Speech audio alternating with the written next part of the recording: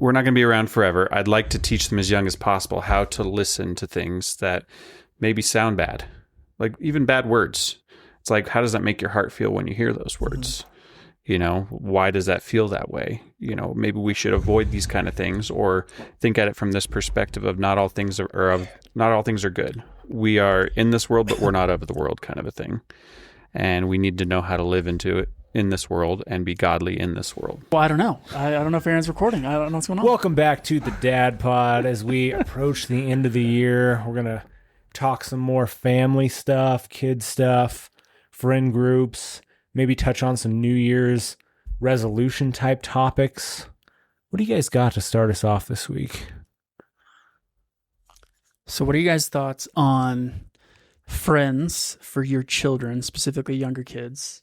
And where do you draw the line in terms of who you allow your kids to hang out with and who they consider to be their friends? I'm glad you brought that up, David. So your kids are homeschooled. My kids are in a charter school. Are yours in a charter school as well? And Aaron's will be. The nice thing about the charter school they're at is so many of the kids and families are like-minded. So it's about as Christian of a charter school as you can get. So my hope and my prayer is that my kids find good quality people. But I don't think I can choose their friends. I don't ever see their friends outside of school. Sometimes I see them at birthday parties and I'm like, all right, no, I'd rather not. Yeah. But I can't. Yeah. And so what I have to fall back on is I pray that they encounter friends that are like-minded. They are encountering friends that uplift them, that uplift others, that are nice. I don't even care that they're fully Christian. That can come later, if it comes at all. I care that they're nice. I care that they're nice to others, to teachers. I care that they're nice to my kid, and they're not bullies. That's as much as I feel like I can ask for in a charter school setting. And with that prayer, I feel like I can trust God to help answer that prayer. So it's not me being able to control anything because they're at school and I can't. So really, it's a show of faith that my prayers will be answered in that. No, that makes sense. Yeah, that's good.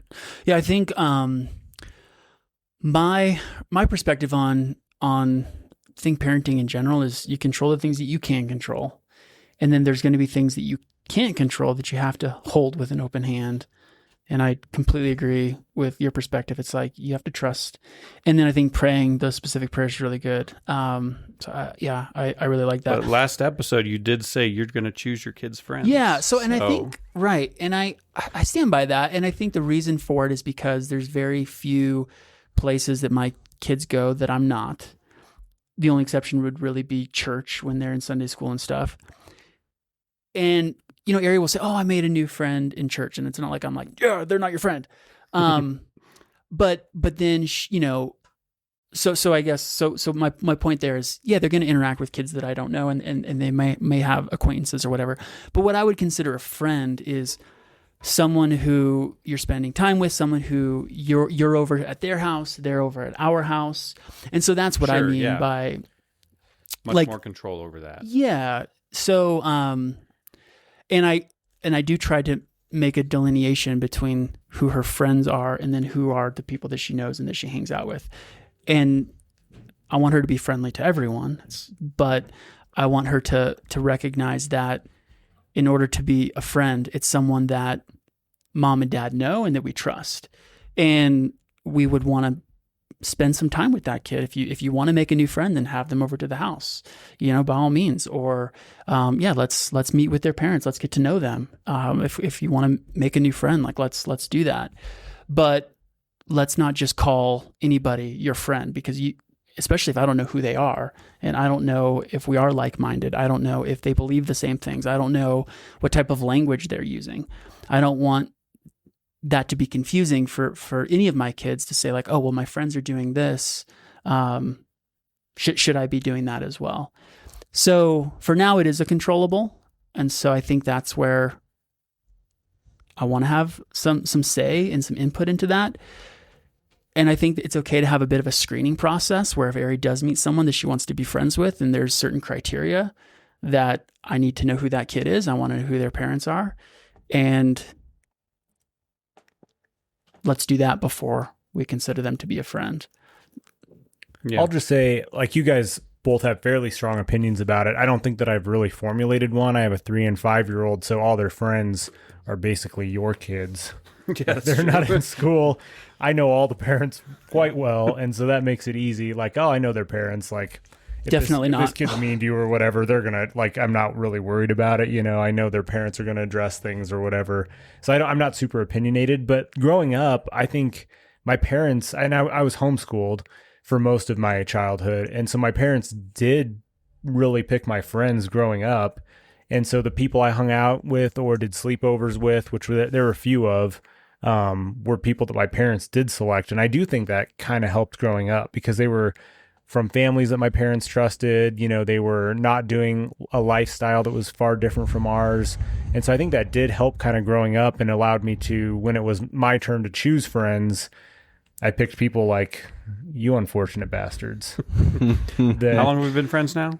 I mean, 21 years since 2004. And you guys have been friends since you were 2, huh?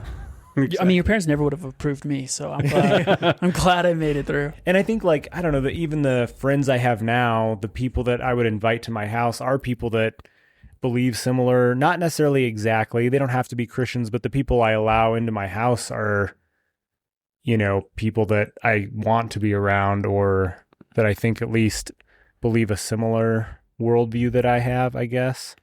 I don't know if that's sheltered. I don't know if that's narrow-minded. I mean, I certainly have acquaintances and people that I would consider work friends that don't necessarily agree on everything that I like hanging out with, but would I invite every person to my house? Not necessarily. Yeah, I think I have a little bit of a unique perspective on it, only because I went to private school my whole life, Christian private school. And I can tell you right now, I was exposed to things that people would be like, wait, really? Oh, yeah, 100%, yeah. And so that's why I don't think there's a perfect answer. That's why I think the best answer that you can give is parent involvement. I mean, I was exposed to language, pornography, all that kind of stuff from people at the same Christian private school that I went to, because it was well before high school. But private school that I went to, just going over to their house, parents went there, whatever it is, and like at a very young age, not much older than what my daughter is right now, to the point where I don't think there's a perfect answer there, only because I have friends who now they're normal functioning adults, and obviously homeschool back then was different than homeschool now, right? And socialization is different now. But I like friends who came to the private school in middle school or high school and everything, and they were basically outcasts in a sense because they weren't part of the group that we had already established and all this other kind of stuff. And they also weren't cool because they didn't know what all these things meant that we all had known for a while, being exposed to this stuff. And so I think a big part of it is my kids will be exposed to this stuff. And in this day and age, in 2025, our kids will get exposed to it even before we were exposed to it. And we have to be ready for it. We have to be ready with answers. We have to be ready to have those tough conversations, to get uncomfortable with our children. And I think, like, I put a few notes here as you guys were talking just because I don't want to forget anything. So that point being, there will be stumbling blocks anywhere. There is no perfect environment where your kid will not face that type of adversity. I mean, so for the past 2.5 years, Leon and I were both teaching in children's church, right? And I did elementary. And I will tell you right now, half of those kids in that elementary class, I would not want to be friends with my daughter. Plain and simple. And that's at church. And the language they use, the way they speak, and all this other kind of stuff, and the way they treat not only other kids in the class, but the adults in the class. And so I don't think it matters where they're going to come into contact with it, but I think it matters that you have the relationship with them to be able to have those tough conversations with it. And I will say right now, like I am I consider myself fairly strict as far as my daughter wanting to hang out with friends. Kyle doesn't really have that drive right now, and I don't think he'll have as much of a drive to do play dates and that kind of stuff with, because he's more of a, not lone wolf, but he pulls back more from social situations and is perfectly fine with doing his own thing. Whereas Lindy is just naturally gifted to be able to pick up a conversation with anybody and all this other kind of stuff. And so she has tons of friends, right? And I hear about these friends when she comes home from school and everything, and then they want to do play dates and all this other kind of stuff. Well, I'm fairly strict about the type of play dates that we can do. We can have play dates at our house, or we can take her somewhere and do a public play date where we're still there. But I will not allow my daughter to go to someone's house that I do not know. I will not allow my daughter to go somewhere where it's just her and that family with someone that I do not know, because I don't know you. It's not that I don't like you, it's that I don't know you. And I don't like you. Yeah, exactly. And so it's one of those things where I think and that's a really, like you were saying, Charlie, as far as discernment goes, me using discernment in how I want my kids to be and how I want them raised kind of teaches them discernment as well, to where it's like, well, just because somebody's nice to you or somebody you can have a conversation with somebody doesn't mean you need to go be best friends with them. And so we've had conversations, because she obviously has friends at school who, like, we had to go, I think it was in kindergarten, that we had to have the conversation as far as like why some parents don't live together. And we've had other conversations regarding different things that we don't necessarily believe in, that people living in situations that we don't necessarily agree with. And I've been very upfront with both of my kids just about like, look, people don't believe in Jesus the way we believe in Jesus. So people will not live the way that we expect them to live. And we can't expect them to live that way. But we have to be careful who we allow into our lives and who we allow to influence us. Because if we just let some smooth talking punk talk us into stuff that we shouldn't be doing, we're going to get ourselves in trouble. And I think so much of it comes from that, to where like homeschool is not really an option for us. And so private school, it was on the table, but we were also like, man, it's just so expensive now compared to like when we were kids. And so that may be something that we would approach again later on down the road, but I'm not even 100% sold on that. The only reason why I would be sold on that is because they would actually be getting the education that I would agree with more, if that makes sense. Yeah. To where like they would have the biblically based, biblically sound doctrine being taught, as far as science, as far as what we believe in the Bible, what God's word says, and all this other kind of stuff.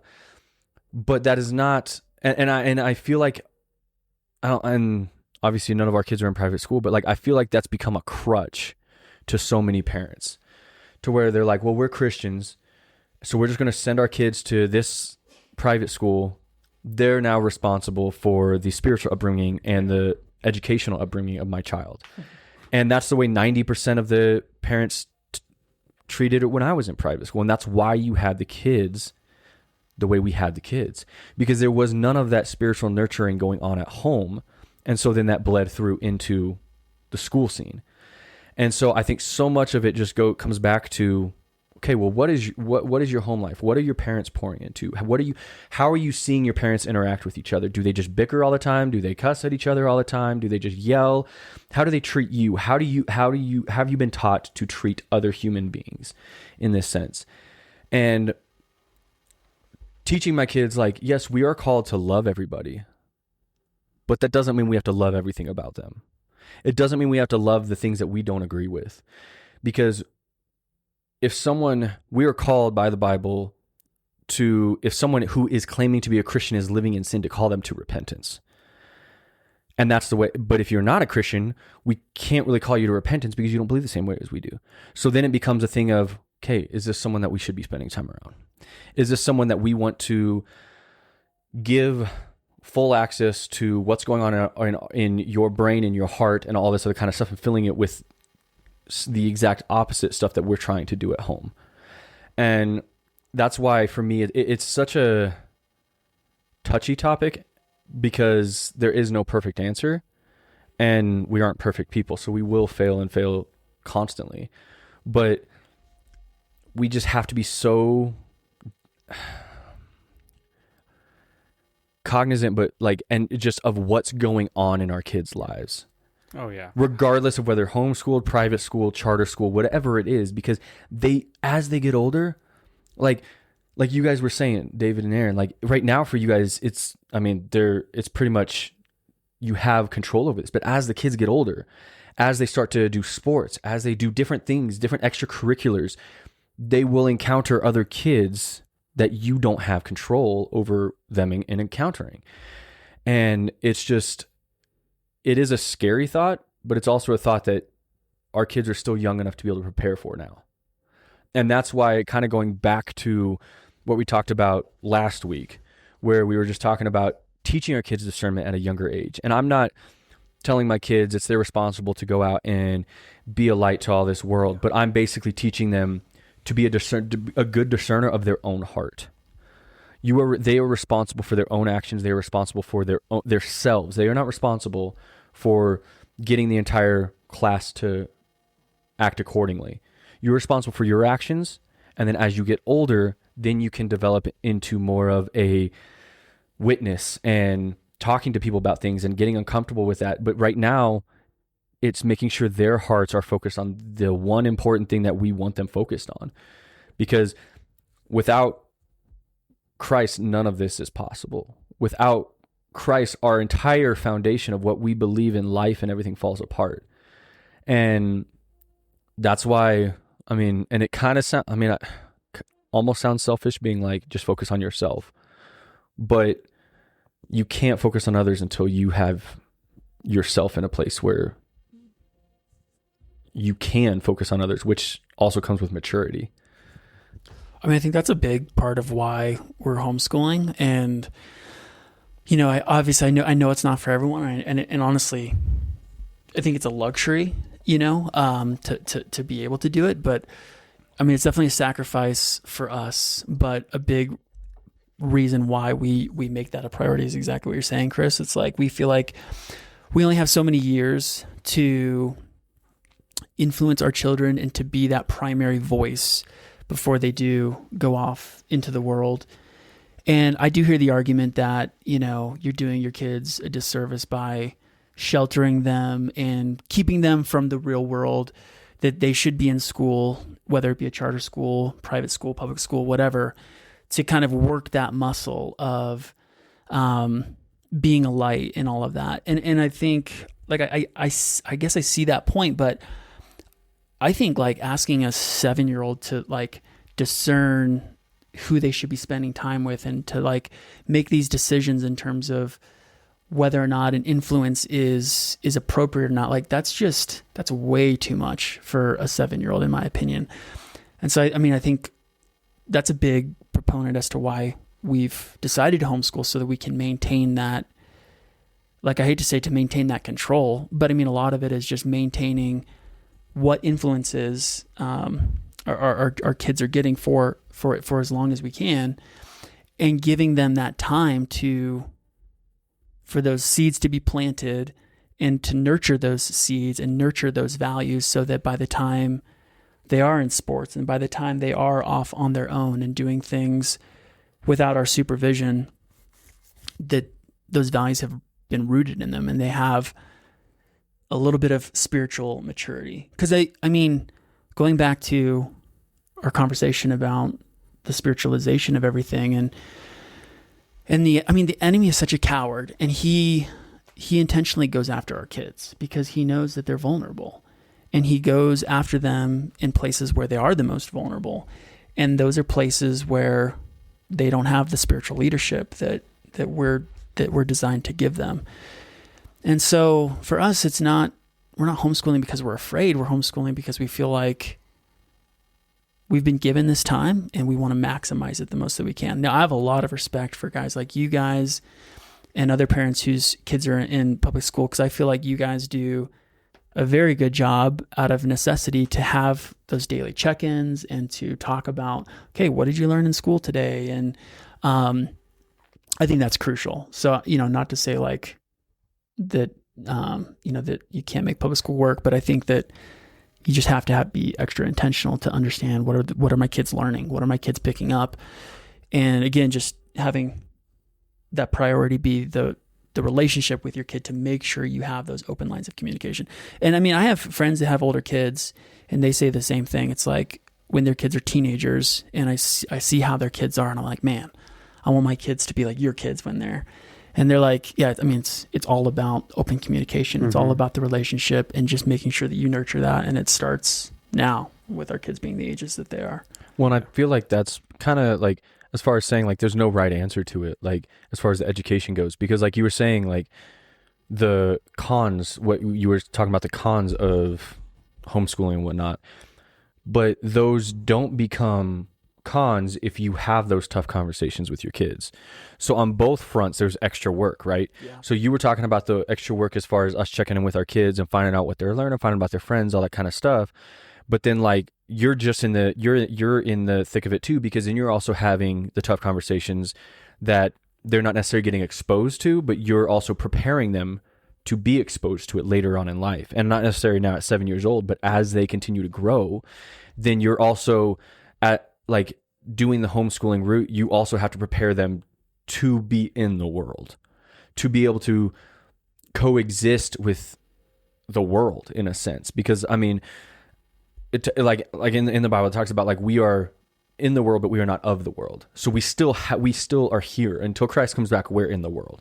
So we still have to be able to withstand the temptations. We still have to withstand the people that we're going to interact with that we don't necessarily want to interact with.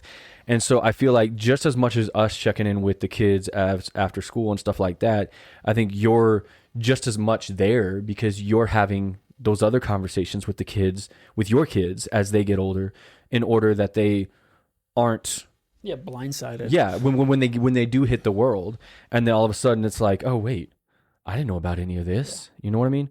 So yeah, so I like you said, it all comes down to your home life.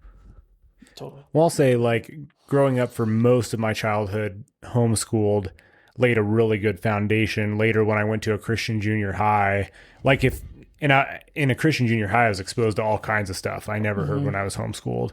And that was a huge culture shock. But my parents were the first ones I would go running to about any of the weird stuff that people said to me or the things I was exposed to. So I think it laid a really good foundation. And I think, like you were saying with private schools, like they're okay to a degree if you're not relying on them to do everything for your kids. And that's why I kind of like this information session I went to about our charter school is like, hey, we're partnering with the parents. We're going to teach them the education aspects, but you're going to teach them religion. You're going to teach them about sex. We're not touching that stuff. And by the way, you guys need to be super involved, you know? And I think that's a good mix of it. And I think that's what parents maybe lose with private school is there's a temptation to be like, oh, it's a Christian private school. Right. They're handling all this stuff. They're handling religion and all this stuff. We don't really need to touch base with the kids. And they use it as a crutch. And then that kind of leads to, you know, what you hear about some of these private schools not being the best environment and getting exposed to stuff anyway. Yeah. But even charter schools are under a lot of pressure to like teach certain things. And like, I mean, we've talked a little bit about the friend stuff. We haven't really talked about like the teacher stuff and the curriculum stuff, but I mean, yeah. And sorry, sorry to cut you off, but I guess just to reiterate what Chris was saying, like even regardless of the school and regardless of the quality of the school, it's great to have them reinforce how important it is to be involved as parents, because you still don't know who that teacher is and what the teacher is teaching them. And that's a person of authority that's influencing your child with you not there. Right. And so that opens you up to vulnerability. So having that daily check-in, I'd say crucial. I mean, like I mentioned earlier, that's one of the reasons we love this charter school is because I think every single one of my kids' teachers have been Christian so far. And it's been pretty amazing. One of my kids' teachers right now, I volunteer at a kids camp with. Cool. So it's just like, I know they're getting fed at school and I know they're getting fed at home. So I'm really proud of that. Really, really happy about that. Yeah. And I think just being involved, like I love going and volunteering at the kids' school and stuff like that. Yeah. I mean, even just simple stuff where it's like lunch duty or something like that. Cause then like I'm seeing my kids, but I'm also making my presence felt. So like her friends know me. Like they know who Lindy's dad is, and Kyle's friends know who Kyle's dad is, because every time I'm there, they're like, "Oh, you're Kyle's dad, or you're Lindy's dad, or whatever it is." And there's already been instances where, like, and this is at school and other places like church and stuff like that too, but like where sometimes little boys just get a little too rambunctious. No. And I'm like, yeah, let's not do that, bud. And like just being present and being able to be there. And like apparently Lindy had a conversation with my wife, I don't know, this was a couple weeks ago, about something that happened at the beginning of the school year where I'm always there before they get out of school, and they walk across the park where a lot of the kids walk to, and that's where I park and wait for them. And I let the kids go play. Well, Lindy had disappeared because she was up in a tree because a little boy was like chasing her, and he was being harmless with it and everything, but she didn't like it. And so I kind of slowly walked down that way, and like she kind of gave me the look of like, help. And so I just told him, I was like, hey, bud, it's time for us to go. So we're going to head out. And like that made an impact on her to where she knew like I'm her safe space. And like your kids have to know that. That's why like the home life is so important, because they have to know they can always come to mom and dad regardless of what the situation is. And that like instilling that at a young age to where they're not afraid to come to their parents. And like that's why like even now like Lindy has just recently started to really get a lot better as far as just stupid little things that she'll tell a little lie over or something, and I'll immediately be like, you want to try that again? And then she'll tell me the truth. And like getting her to realize like truth is always the best option. Or you're honing her how to master her lying craft. Yeah. Oh, that one didn't work. Let's try it a different time different way next time. Yeah. But no, and so like you because I mean, as all of us probably can, we can read our kids pretty well, especially at this age, because they're not preteens yet. They're pretty transparent. Yeah. And so like, but working with that now to try and get that behavior